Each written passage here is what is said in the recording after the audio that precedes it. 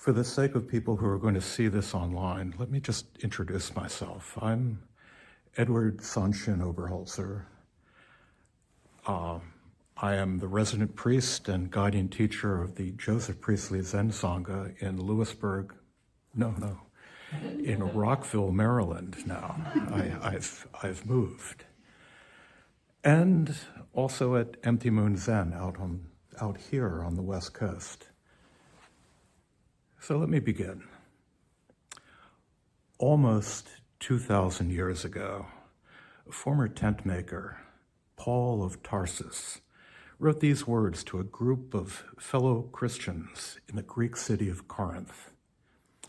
Behold, I tell you a mystery. We shall not all sleep, but we shall all be changed in a moment, in the twinkling of an eye, at the last trumpet. Now, was there ever a better evocation, perhaps unintentional, of, can you hear me? Okay. An unintentional evocation of sudden awakening. And simply as that moment may seem, that simple as that moment may seem. A different one. Okay. How about now? Okay. As simple as that moment may seem, that very twinkling of an eye calls out for hard, continual work. The kind of work we're all engaged in here at a Sesshin. Change may happen in a moment, but there is a lifetime of effort that comes before and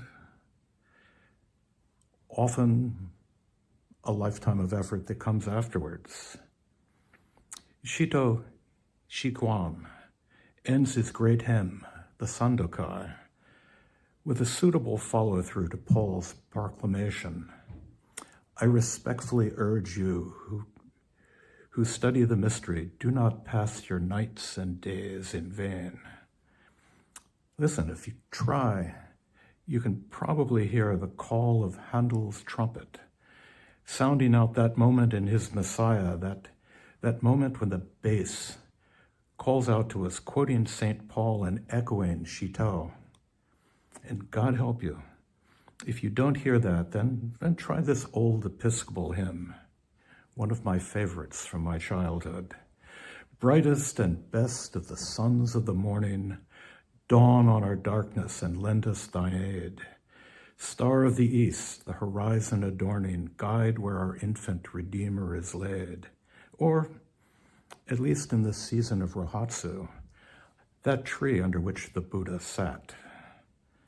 And yes, I know this was a hymn meant for Epiphany and not for Advent, and certainly not for Rohatsu, but it still strikes me as appropriate for the day after tomorrow, the third Sunday in that Christian round of holidays known as Advent, the coming of light, and more to our point, to those days flowing out of Rohatsu, that celebration of light in the form of the Buddha's enlightenment.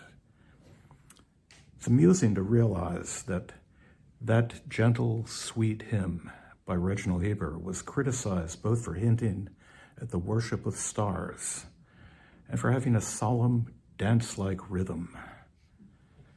I suppose that in the early 19th century, even solemn dancing may have been too much for critics of hymn tunes. And I wonder, did the Buddha dance upon seeing that morning star? A joyful dance, perhaps a stately, a solemn dance, not a jig, but a saraband, a dance for recognizing the suffering of the world.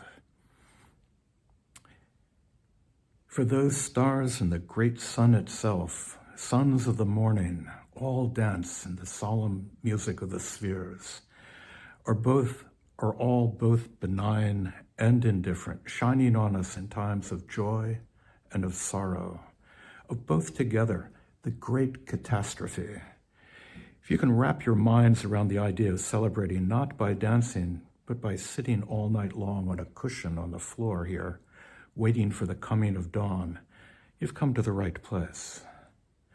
Rohatsu, the commemoration of that long ago morning when Siddhartha Gautama sat beneath the Bodhi tree, looked up, saw that pointillistic, that twinkling morning star, and proclaimed, "I, together with the great earth and sentient beings, simultaneously attain the way."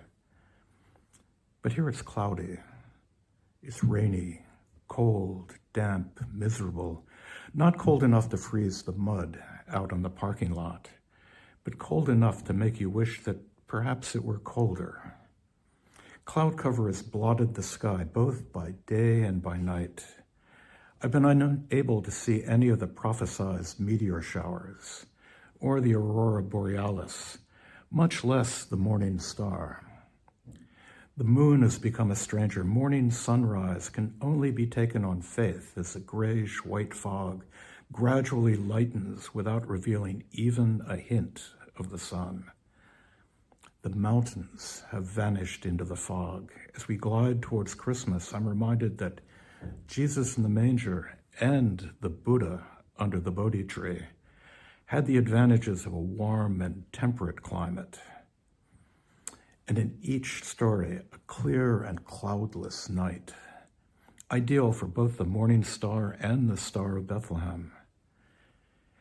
You need clear weather to really appreciate those angels we have heard on high.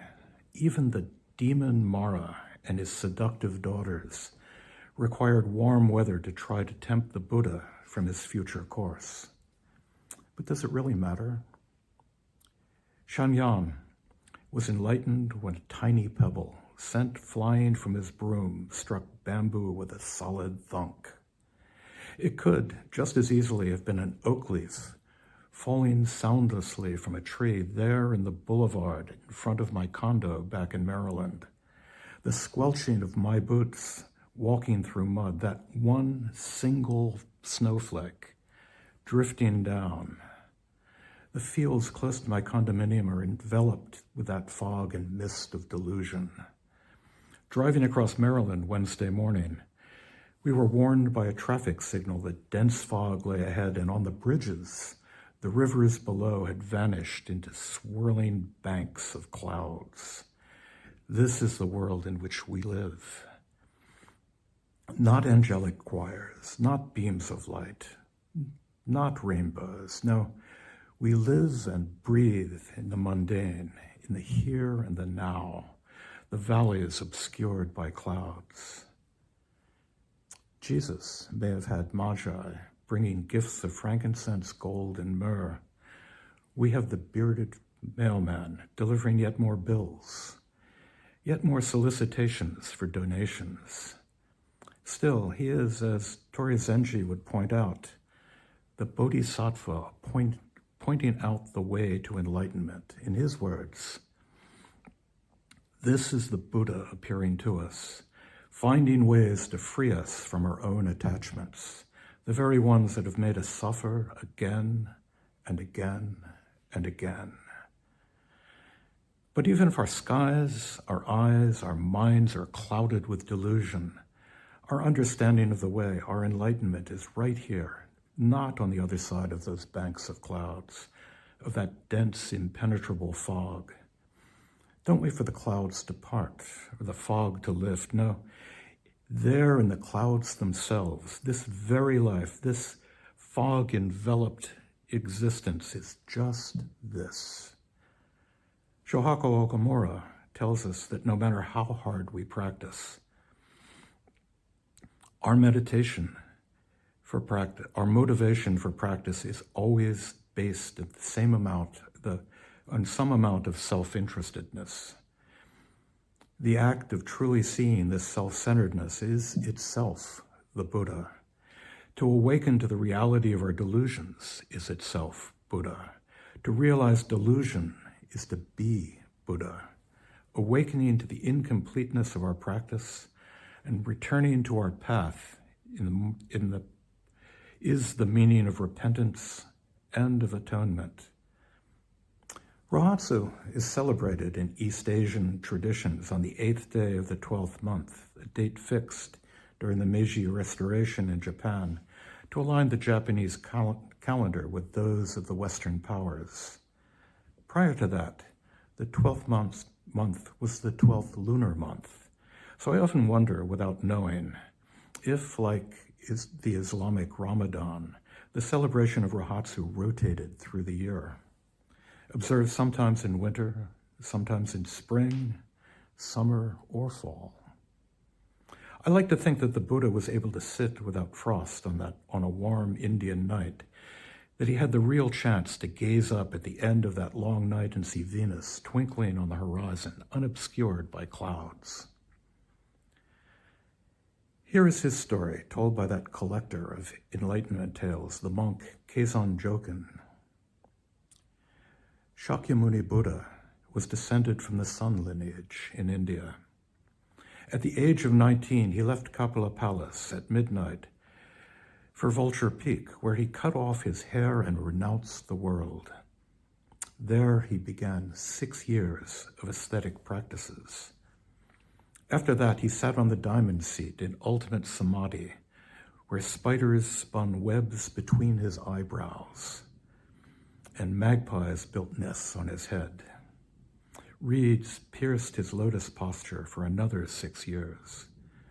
On December 8th, during his 30th year, he attained enlightenment when the morning dawned.